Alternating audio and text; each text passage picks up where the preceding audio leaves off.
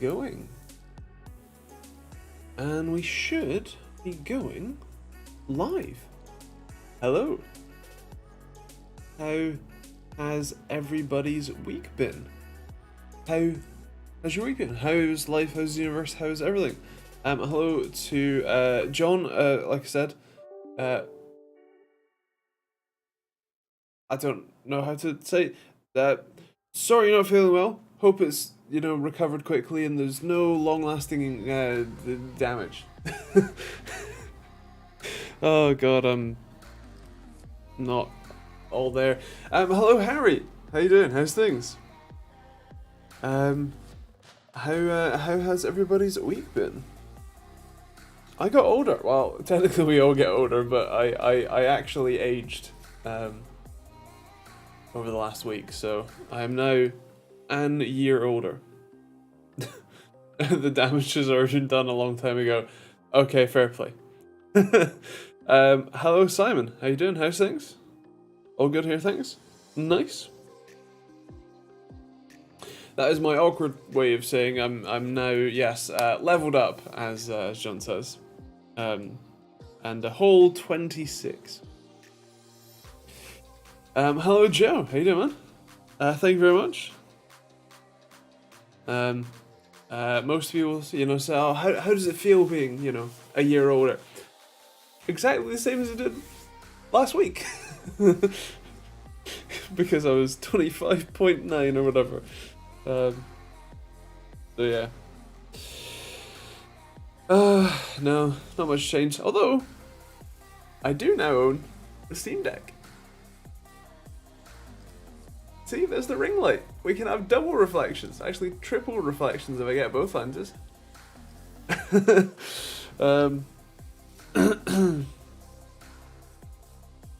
I'm 35 in 8 weeks. I'd like to go back to 26. Fair. I'm not exactly happy with this, marching on of time, but so be it.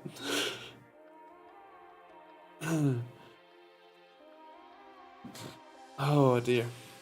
Speaking of, yeah, if I put the Steam Deck video up yet? I don't think I have. No, that's tomorrow. You'll find out that I have a Steam Deck tomorrow, and more specifically what I did to it, which is a few things. Because it's already not stock. In fact, I didn't boot it in stock form at all. Enjoy 26, yeah, as Joe says. To be 26, gonna be 37 soon. Nice. I mean, that's... At least it's not 47.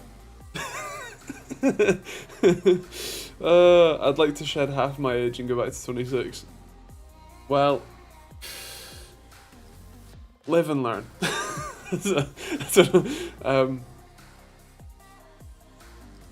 Wouldn't we all?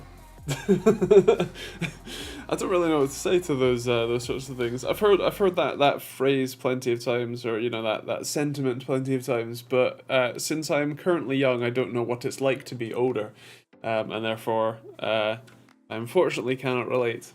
And I have too poor social skills to hold a normal conversation. But yeah, hello to the 13 concurrent viewers. How you guys doing? Live being the operative word in Simon's case at that age. True. Yeah. What's oh, the 13900KS came out today. No, I don't have one. If that's not clear already. In fact, I don't think I've ever had a KS chip, any of them in. But yeah, it's kind of what we expected really. It is 6 GHz instead of 5.8 for like 20+% more money. Ouch. And it is realistically not that much faster because the problem with the Alder Lake and Raptor Lake chips isn't their raw power, it's how much power they draw and how much comes out of a tiny package that just can't be cooled. So, you know, even with like custom loop water cooling, all that sort of stuff, the fanciest blocks, you're still going to have a hard time in any sort of stock configuration, you know, without delidding it, without using a contact frame, socket mountings, all that sort of stuff. And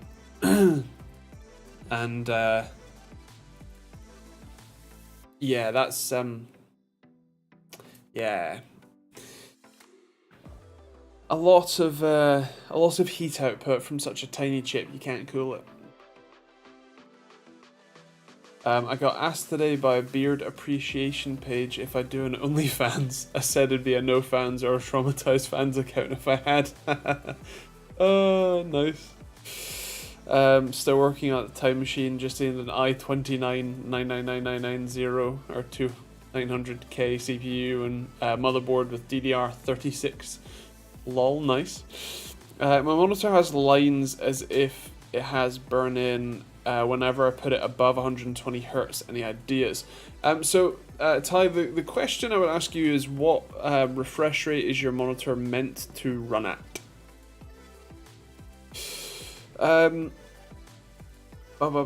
John, random tech question. Do you know off the top of your head, is the Ryzen 3400G supported on all of the BIOS revisions of the B450, Strix B450F, or is there such a CPU that's supported in all BIOS versions? So, the 3400G is Zen Plus architecture, I think, if I remember rightly, because it's stupid and it's a generation off.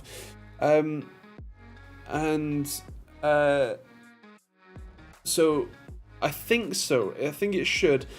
AMD played around quite a lot with different BIOS revisions, and then the earlier chips were knocked off of support. So in theory, you couldn't boot, a newer board like a B550 or even B450 with, first gen Ryzen. The 3400G is second gen Ryzen Silicon, so I think that might be included. I would imagine that third gen would be supported in all, like actual third gen, so like not an APU or the 4500G or whatever it's called, the Zen 2 based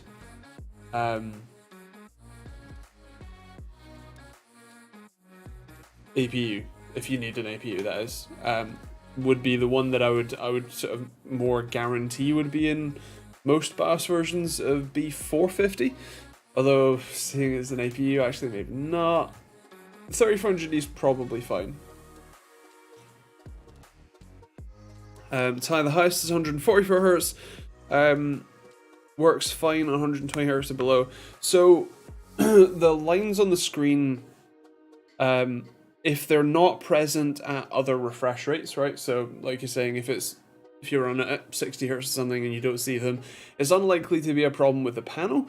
It's more likely to be a problem with the monitor scaler or potentially your graphics card.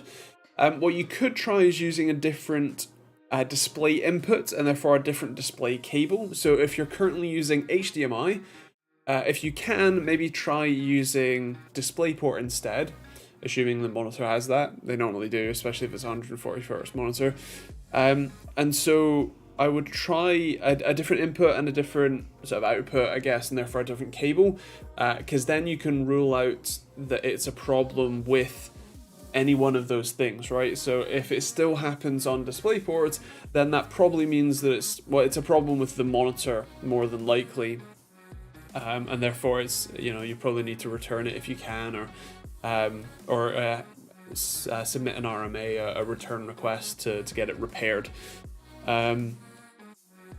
If you switch cables and or inputs and that does fix it, then it still could be a problem with the monitor, but it could also be a problem with the cable. So if you have another, say HDMI cable available, try using that instead, see if that helps.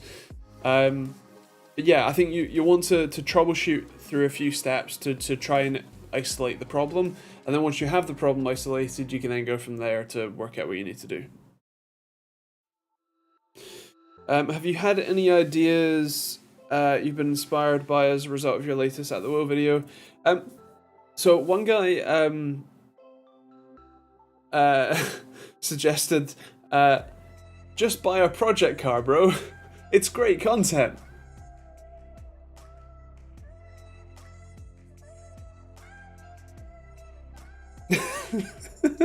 I know I appreciate they were trying to be helpful, and that's perfectly fine. But the idea that I can just go and buy a project car, that I have space for a project car, that I have time or money for it.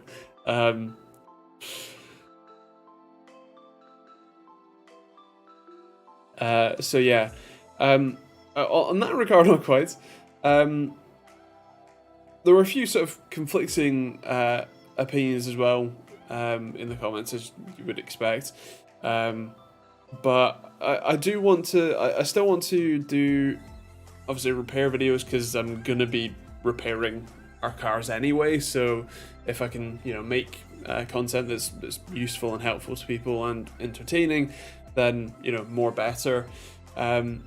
In a perfect world, like I said, I'd like to have cars in to review. As I said in the video, the problem with having cars in to review is that it's a very big time commitment for me, and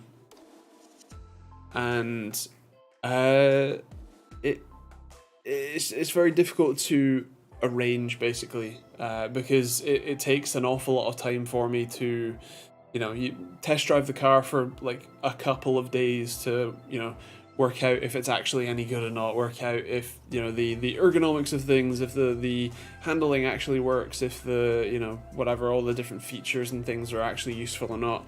And so it's that takes a lot of time, and then it also takes time to then film the car, and then write a script, and then film my face in the car, and get all that stuff done. Even if I forget doing the editing for it then and there, it still takes a lot of time.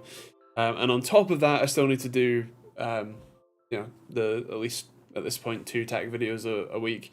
I do have a bit more time to do it.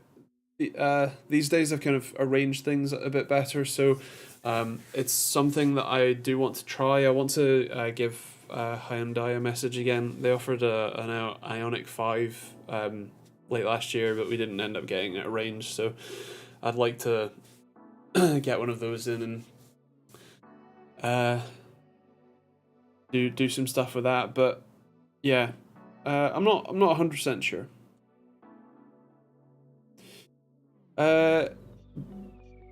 Hello, Essentialist, how you doing? Brendan, I notice you measure the time difference between the press and the flash on the screen. Have you done any measurements the other way, the time difference between the flash on the screen and the press? Let me process what you mean. That would just be the human input lag, like my latency, like the sort of thing that you get in like an aim trainer, there's an actual aim trainer game that I have used at various points. What's it called? It's probably called Aim Training or something dumb like that. Aim Lab, that's the one. That's the sort of human reaction time. That's the word, reaction time. So no, that's not something I have thought to do with the response time tool. It's not the sort of metric that is all that useful to monitor reviews, unfortunately. And so that's not something I thought of, but it is something that you can do on plenty of various websites and that sort of thing. So if that is something that interests you, I think there's already something available for that.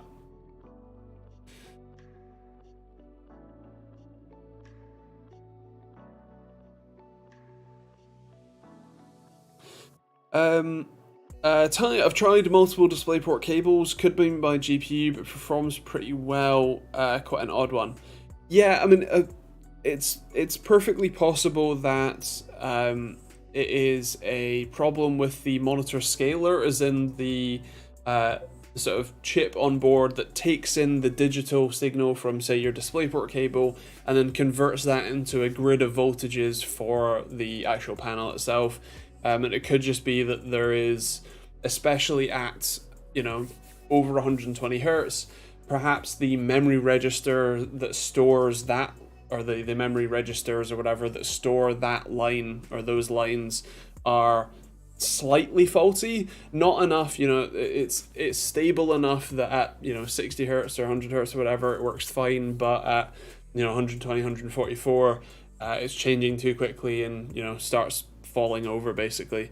That's a purely hypothetical, but to give you an idea of what could potentially be happening there. But suffice to say, if you try a few different input methods, ideally if you can try different, maybe a laptop or something, even just running it, from a laptop over, say, HDMI at 140 hertz, if it still happens, then you can rule out your system and you know that it's the monitor and therefore it needs to be, replaced or whatever. Otherwise, like I said, try doing different, so try using HDMI instead. If you're using DisplayPort.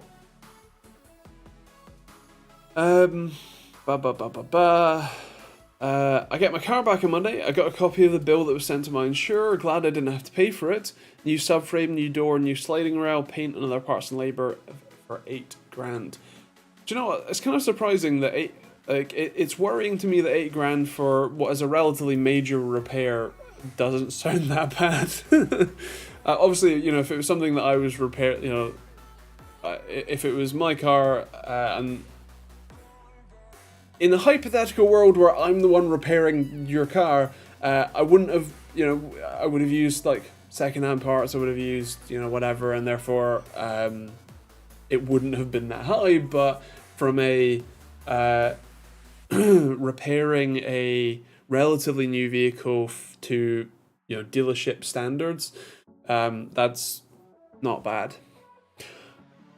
Oh no, it's okay, you don't own the car. I was gonna say, there is a part of like insurance claims and law, whatever, called diminished value. So because your car will now be a Cat, well, it's not Cat N, Cat S anymore, is it? Or maybe it is. Yeah, because it used to be Cat D and Cat C, but now it's Cat N, Cat S. So because your car is probably now a Cat N, a non-structural, if you own the car outright, you should also file for a diminished value claim with your insurance, or I suppose with their insurance, because when you then, even though the car has been repaired, when you come to sell the car, because it will have to be listed as a Cat N vehicle, it will have diminished value because of that. But because you don't own the car, it's fine. But yeah. Just occurred to me that you're old enough to rent nice cars. Maybe if you can afford to do some short-term impressions until you get more videos under your belt. So I actually, when I first started the channel, and actually even before starting the channel, I did think about doing that. And I'd looked up what cars I could get, where I could get them from, that sort of stuff. And so it is something that I have considered, and at some point probably will do. But I'm relatively close to being able to have cars from manufacturers, not necessarily on request, like I can just call up Hyundai or whatever and say, give me a car and it will be here tomorrow. But with a little bit of management, I'm probably not that far off being able to request from a couple of different manufacturers and test various stuff out. So it's not necessarily the ability to get a car, but the my mental state and my ability to do anything with that car. Although the short term window of a day to do something might actually be somewhat helpful, because if I only have a day to do it, then I can just book it for a quiet Friday or quiet Wednesday or something, and then go pick it up, go film, go do stuff with it, and then give it back, and then that's it, it's done. So maybe I'll think about it.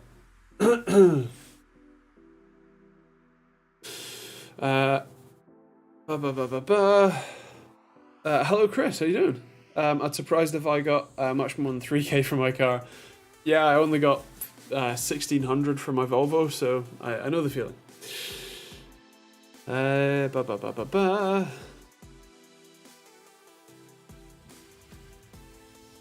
I'm rebuilding an engine to drop in my Mitsubishi 380. It's cost me 7,000 Australian dollars with a new short block and reconditioning the heads. The car is worth maybe 4 grand, but it's cheaper and quicker than getting a new car. Ordered a Hyundai i30N for 55k, but it's a 2-year wait. 2-year wait, ouch. Also, 7 grand for an engine is a lot.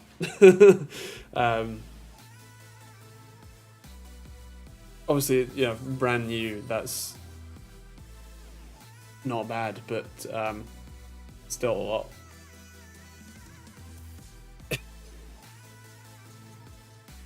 To put in a 4 grand car.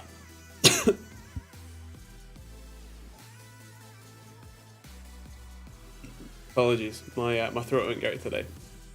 I think the new, well, it's not that new actually. The asthma inhaler that I've been taking destroys my throat quite a lot, which is great because my throat's kind of the thing that I need to use for work.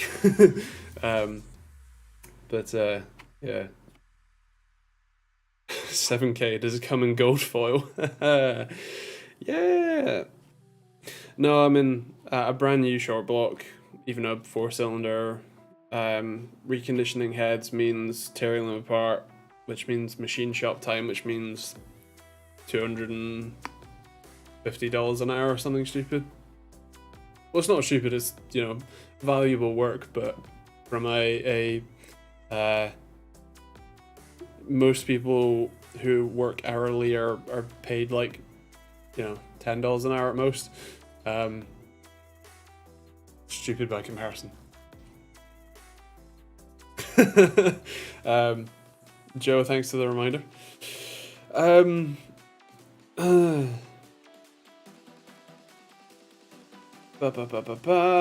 Could you make a video on how to get lower input lag on the Xbox Series X? Interesting topic. Unfortunately, the Xbox really doesn't have... Well, so first of all, input lag is something that's very difficult to control outright.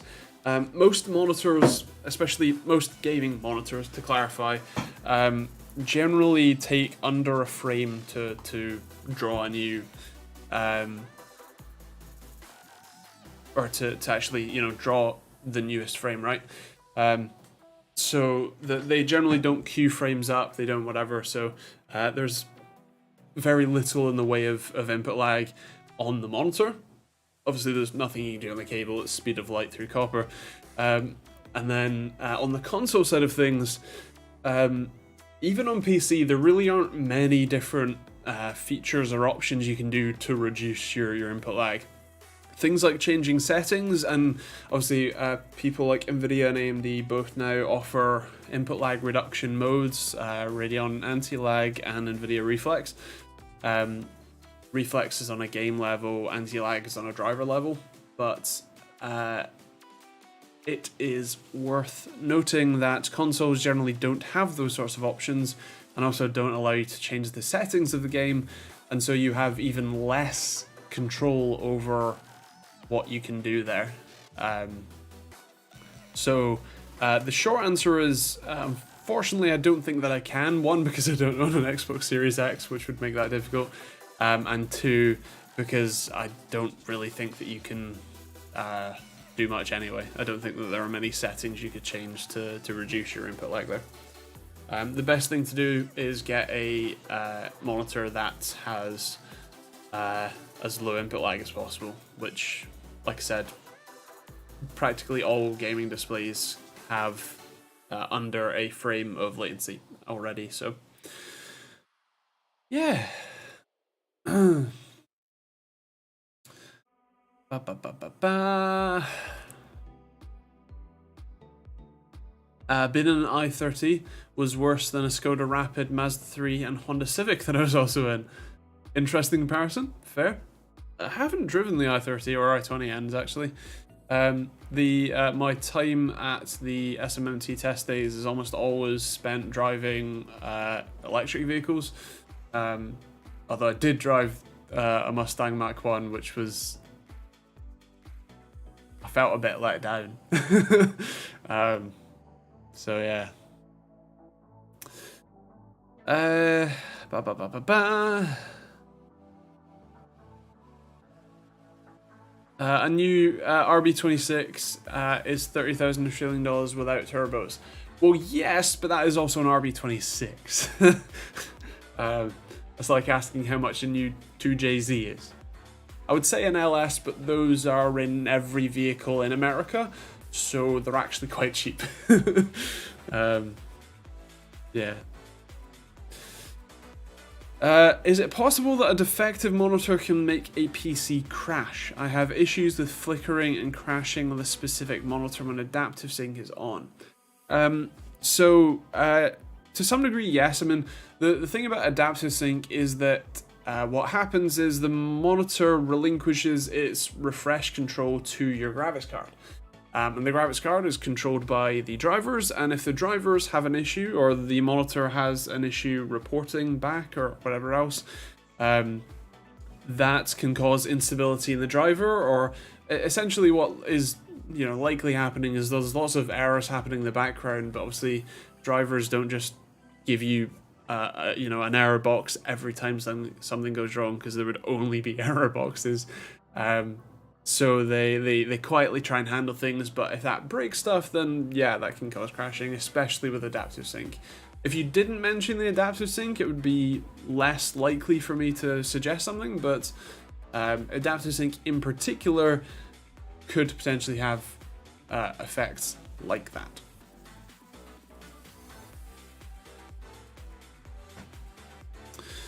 How much is the GT710? Prices coming back to not crazy. Is it down to like 30 euros ish? So you were asked, it was essentially asking, would a GT710 be a good display adapter for a cheap server? And the answer is yeah, sure. There are plenty of ultra low power cards like the 710 that are ridiculously cheap. And for a server, you just need an video output. What CPU are you planning on using in this cheap server? All the server needs to do is output a 1080p signal. In that case, yes, sure, can do that. I learned to drive in a Toyota Crown and then a Suzuki 800cc hatch, and that's the big block. Nice. Ryzen 5 2600, the one that's currently in my desktop, I don't use. Nice, fair, yeah, that'll do. There are even some M.2 GPUs with some KVM BMC type adding cards now. Nice. And hello Zig, how you doing, man? How's things? And yeah, there's on the KVM front, the Pi KVM and whatever the other open source, or the Pi KVM open source? Or is it the other one that isn't? Anyway, one of the two definitely is. But basically, you get a Raspberry Pi 4 or Compute Module 4 actually, and then they have basically the ability to functionally give you IPMI levels of control while using a Raspberry Pi as the like a remote keyboard mouse video AVM solution. And if you mount it and set it up right, it even has the ability to jumper your power button, and therefore hard reset or turn on your PC from cold. So you can have your PC completely off, the Pi is still running, but the Pi is only drawing 5 or 10 watts or something, so it's, you know, nowhere near as bad as leaving your entire PC on. And then when you want to use it, you just tell the Pi to turn the system on. The Pi then will stream your desktop remotely and give you keyboard and mouse inputs for it. It's pretty great. Emprazon, can I use the stock cooler with an i5 13400 or 13500? So in a lot of cases, the 13.4 and 13.5, I don't remember if they even come with a stock cooler, but in short, no, because Intel stock cooler is dreadful. So to clarify, you can use it. Like, you could put the stock cooler on and it will boot up and you will be able to use it fine, but it will be running at 100 degrees Celsius and possibly even thermal throttling, because Intel stock cooler is not like Ryzen's old stock coolers, like the Wraith line. It is a pancake cooler that is maybe that thick. I think it's full aluminium now, doesn't even have a copper slug in the middle, and a pretty naff fan. I think they did release a slightly upgraded stock cooler at some point, but if the 13.4 or 13.500 chips even come with a stock cooler, I highly doubt that it'll be an upgraded one. You certainly can for a sort of stopgap if you're building a system but you can't afford the an aftermarket cooler, then sure, it will function for some time. But a relatively cheap cooler like the Arctic Freezer 34 Esports Duo is something like 30 or 40 pounds, dollars, whatever, and is considerably better for cooling those sorts of chips. So yeah. Good news, my friend home computerization upgrade started this week. A new server has been installed, now waiting on all the new technology to be integrated into the home. Nice.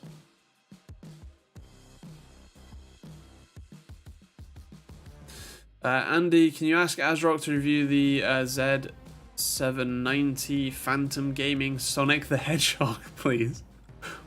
What? Why do they have a Sonic? Is that officially licensed? Why? The Jelly Solutions Phantom Black is also great. Nice. Haven't checked it out myself, but I believe it. First major upgrade since 1998. Damn, it's literally a year younger than me. 25 then.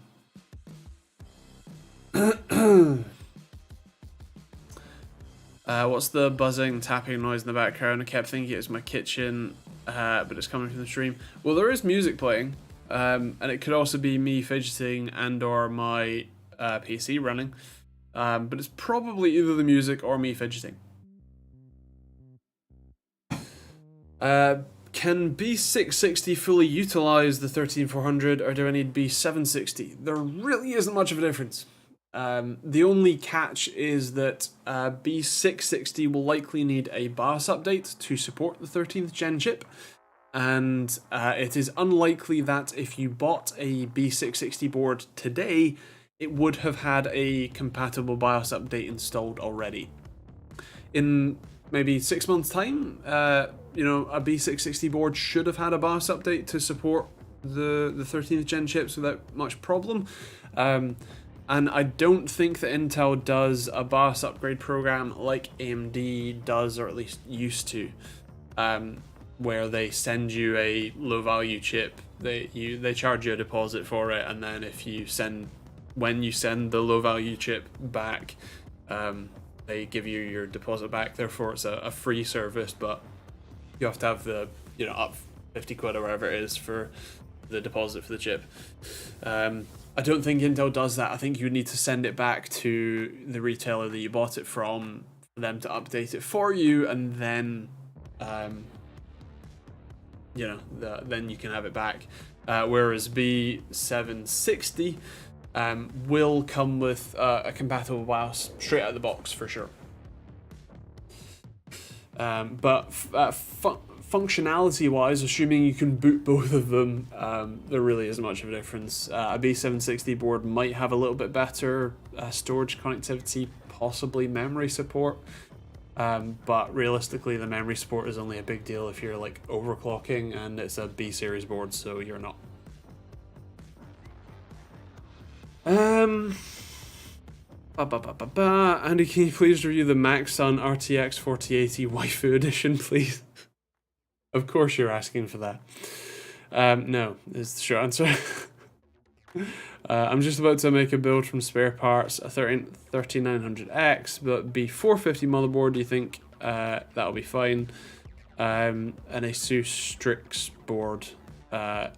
Yes, is the short answer. All of the motherboards that get built are designed, bar the absolute cheapest ones, are very clearly designed for any of the chips that are in any of the price range. You can buy a B660 board and will run the 13900KS without difficulty. They're very, not necessarily overbuilt, but they're clearly built to support the entire range no matter what. So yeah. No problemo. Yeah, no, I completely understand. I've done the same. In fact, actually, my spare parts Threadripper server had a bit of a fit today. I run Home Assistant from it, and I noticed that my Zigbee lights weren't working. That was weird. Checked Home Assistant, checked the devices, and all my Zigbee devices were gone. Okay. Checked the logs, and it said that it couldn't connect to the controller, that the USB, Zigbee dongle basically. And then I also noticed when I went in the main dashboard that the I have a USB connection to my UPS, my uninterruptible power supply, so the UPS can tell the system to shut down basically, or safe shut down while it still has power left. And it said that it had a no connection to the UPS over USB. So basically, the USB controller on my motherboard shit the bed. I restarted it, and happily, it is all good. But yeah, it's probably going to fail fully at some point. And we're not looking forward to that, because I do not have another spare Threadripper motherboard, which means I'm going to have to swap what kind of platform I'm using. Which isn't the end of the road, but it is a headache that I don't really want to have.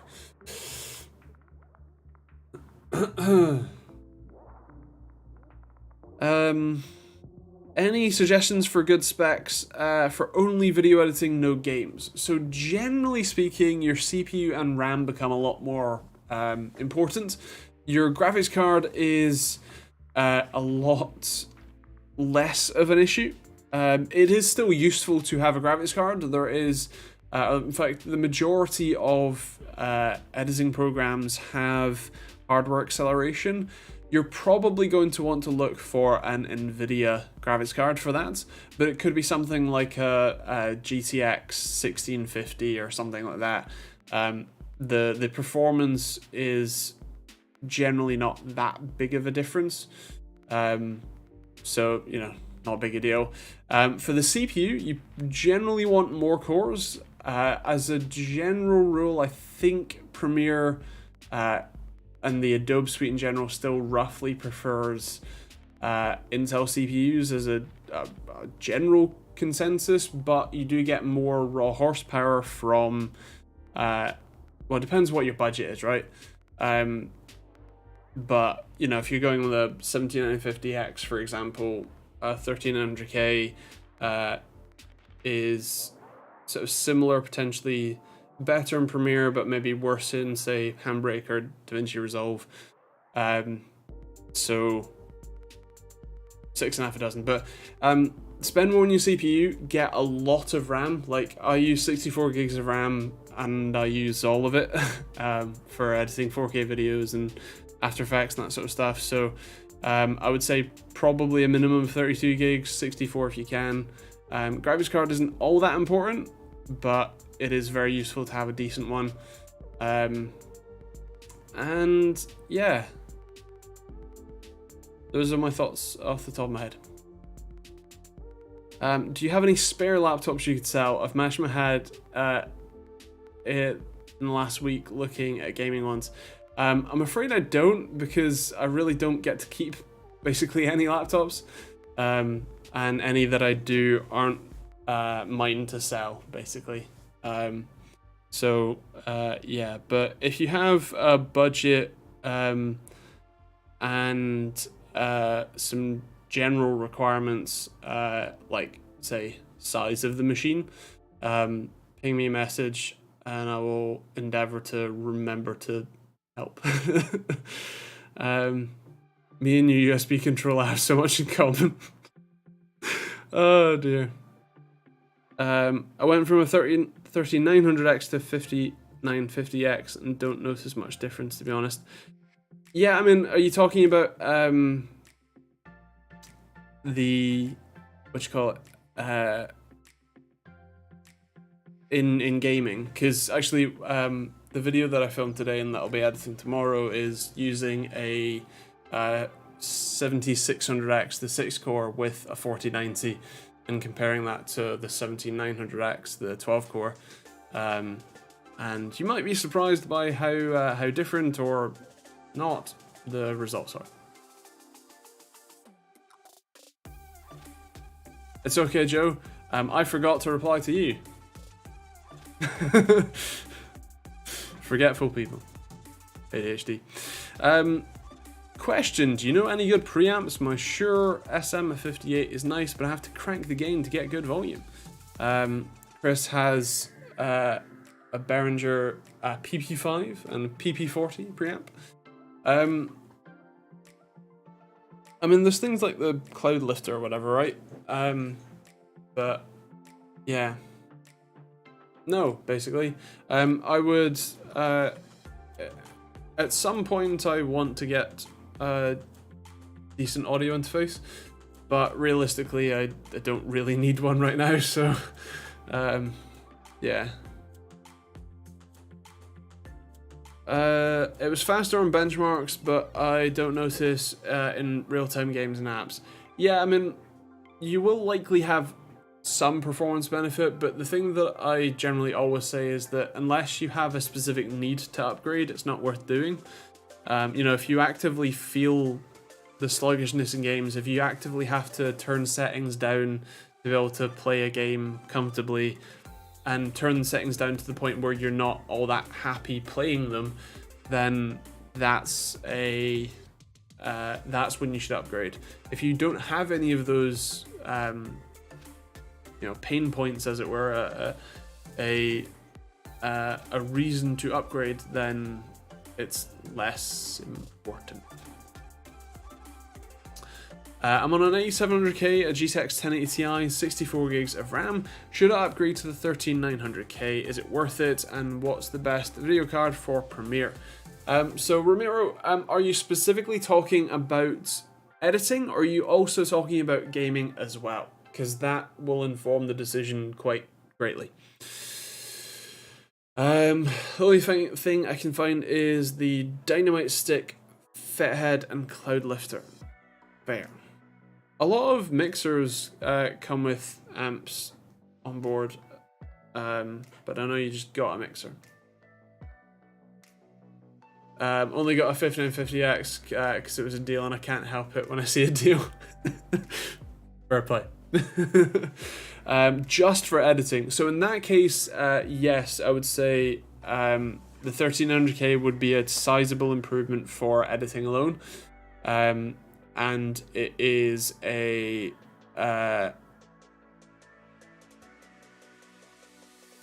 the only catch is that I suppose technically you could carry over the same RAM, I think, Yeah, because Skylake was DDR4. But it is likely that your DDR4 that you're currently using is of a considerably lower frequency than the 1300K would want, so you probably want to buy more RAM. And so if you're buying more RAM, DDR5 isn't actually that much more expensive right now, so I'd probably go with that instead. But that does mean a fairly hefty bill for that upgrade. You're also 110% going to need a better cooler. It really doesn't matter what you have, you need a better cooler, because the 1300K is a dumpster fire for heat output. And what else? Graphics card wise, if you're only editing, a 1080 Ti is perfectly fine. I don't think that something like Premiere uses, ray tracing or tensor cores that much, if at all, and it'll only be for specific features anyway.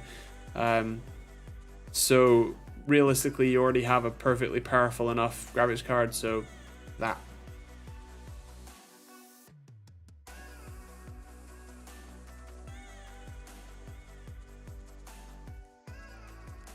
No worries. Deep fried avocado, does my computer have a virus like the nice man on the phone says? It is very unlikely that that is the case.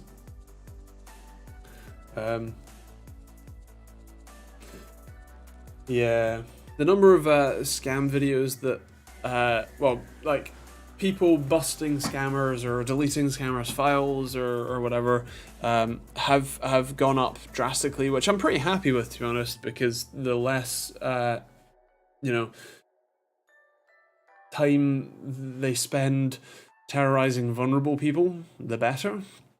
But it is also worrying how effective they can be. I think there was an estimate with like spam emails that for every something stupid, don't quote me on this, memory's vague, something like for every like 38 million spam emails they send, they get one useful, like worthwhile reply, which is an insane click-through rate. Like, working in legitimate business, a click-through rate of 1 in 38 million, very bad. So it's very good that things like spam filters and even just general public awareness is making it that sort of difficult, but then they're still raking in literally millions a year from scamming the most vulnerable people.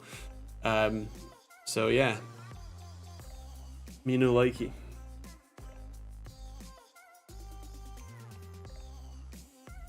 The only virus is the man on the phone. Indeed. My Xenix 502 has a Xenix preamp, but it's not that good for sure stuff. Sure, and their infinite gain requirements. Yes. Yeah. When I visited the film school last year, I noticed two things: weird people and fantastic tech. I know, right? Yeah.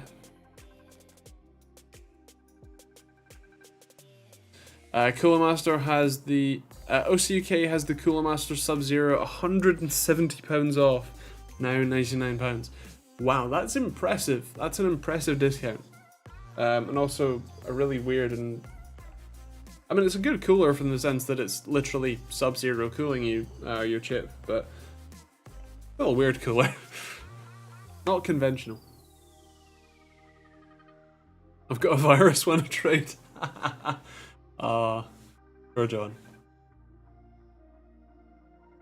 Andy legit? When did that happen? I know.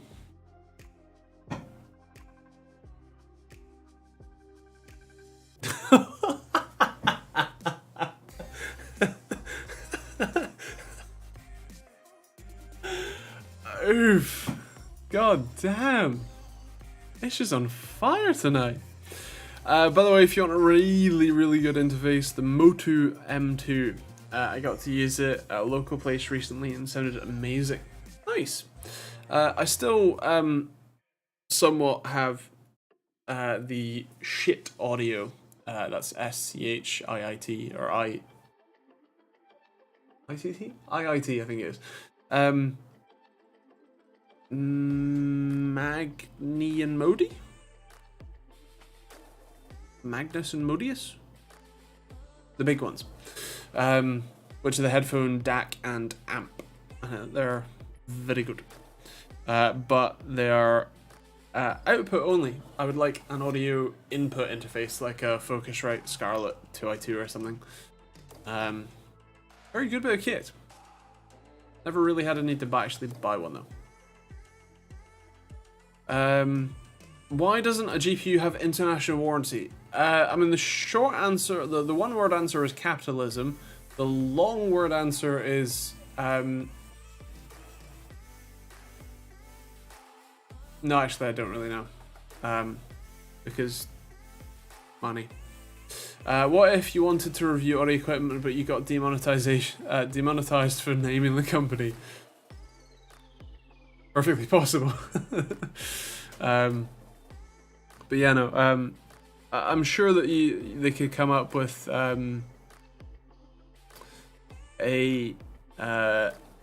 some reasons for not having an international warranty, but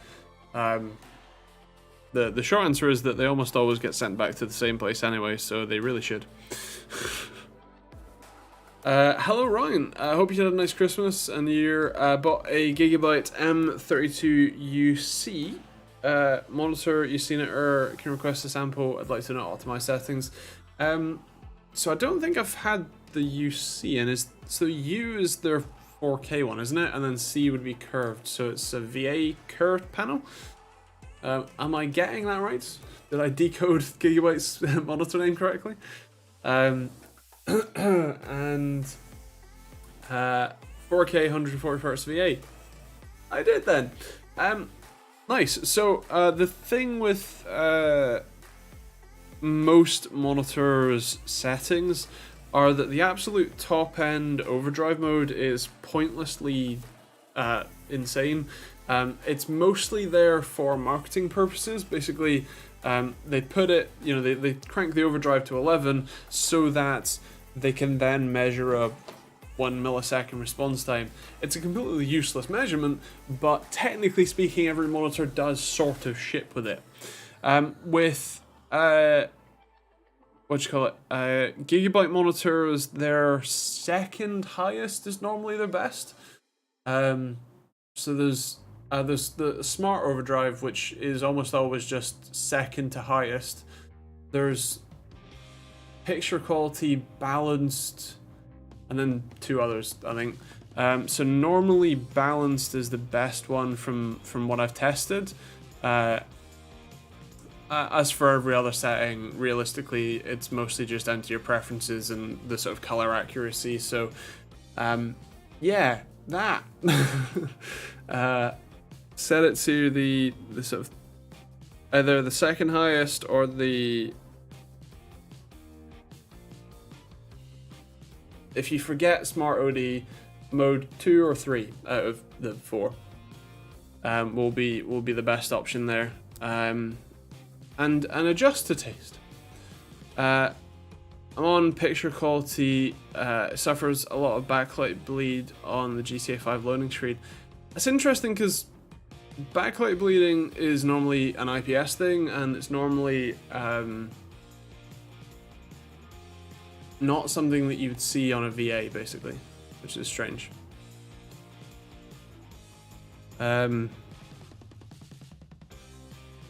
Yeah. I haven't spoken to my Gigabyte rep in a little while, so I probably should actually get back in touch. He's always intensely busy, so I'll see. But well, black on black screen glow around the edges. I've used the wrong time, so that's normally what you call it? Oh, IPS glow.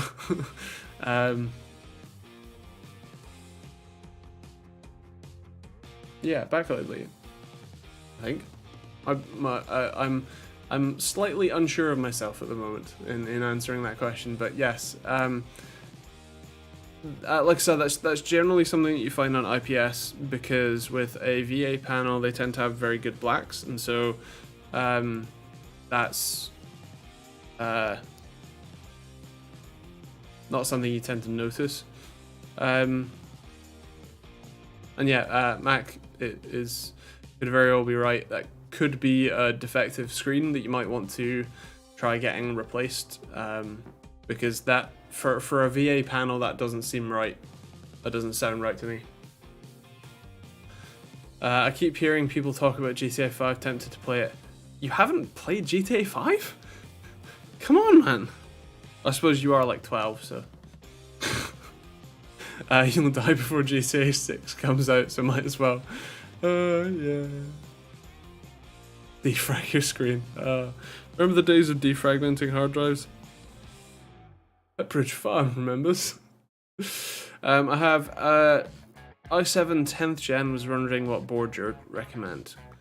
Now you're testing my limits of knowledge. 6th gen was Z170. I can't remember. That Z490?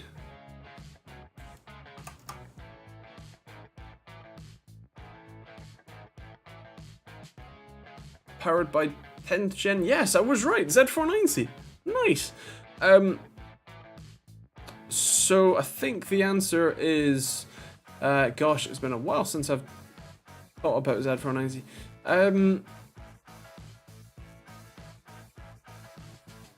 Realistically, the price of Z series boards will come down enough that you know, a Z490 rather than a B460, I guess, would be worth it. In terms of brands of boards, realistically, anything from Gigabyte, Asus, MSI are all going to be relatively similar in feature set, relatively, you know, well built, featured, whatever.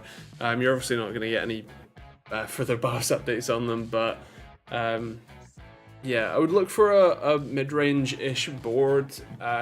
So I can't remember what someone like Asus had. No, actually, I've had a few issues with Asus boards over the years. Maybe a Gigabyte board.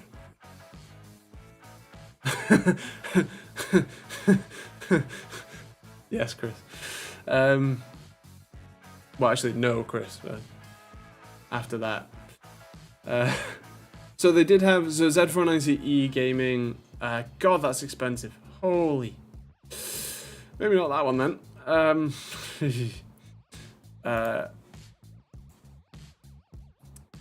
But yeah, anything from those lots.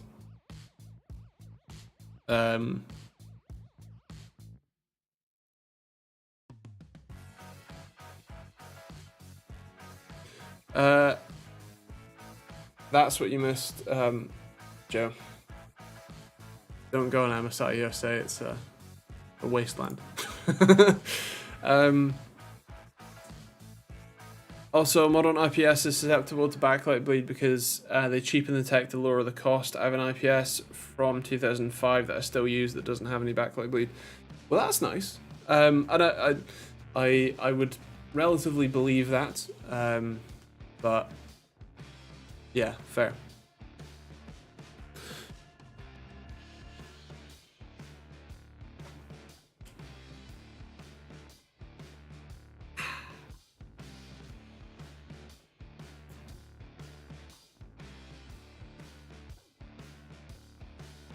Yeah.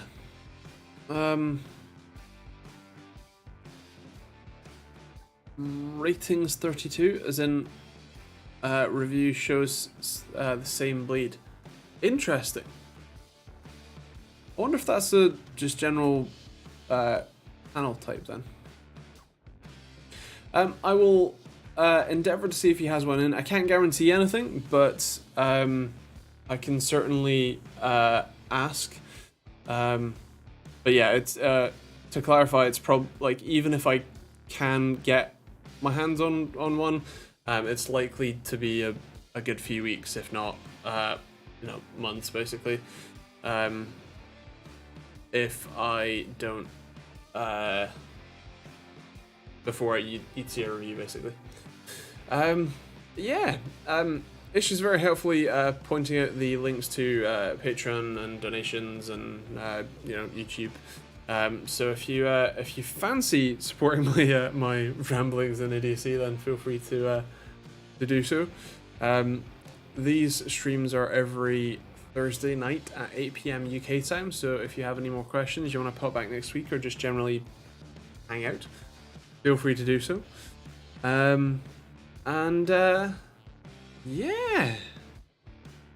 Mac, the reason I say is the whole IPS backlight didn't start becoming a stigma until they started getting cheap, as in sub $1,000. I was using IPS LCDs in the late 90s, early 2000s, no issues from them. Fair. Essentialist, I don't think so. No. I stopped using Bulldozer architecture with the FX8120 that I bought with my own money. But yeah, I will leave it there. So thank you very much for hanging out. If you have any questions, other questions, feel free to jump along the Discord. Have a great week. Stay safe, and I will catch you all tomorrow for a video, Monday for a video, and then next week for a stream. Bye.